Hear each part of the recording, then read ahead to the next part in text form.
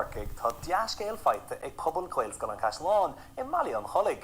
Tá is acu inis go mé ferganmh uair nua acu don Scoil go luath. Tá níos mó fin scéal ag Jamie. For Gaelscoil an Chaisleáin nuacht le déanaí go méid ferganmh buanacha go luath. Láirmé leis na daltaí bonscoile faoin nuacht seo faoin na tionscadail a thairsiúil sa Scoil faoi láthair agus na rudaí gur íomhan leo faoin Scoil. Tá scadamíní an déanaar an frinneocht is déanaí, beag ferganmh buinniú ag win, agus beag sé go húntaach an fécin dar an Scoil a bheith fás agus ag fás.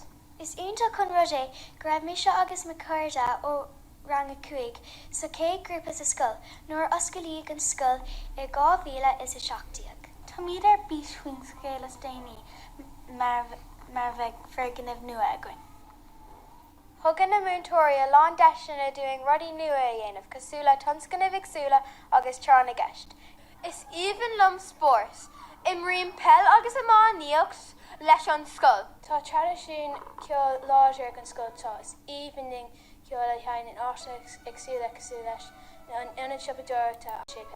Is Scoil an gníomhach sin. Tá míad anmhódú las an gáh fás gníomhach atá gcuin.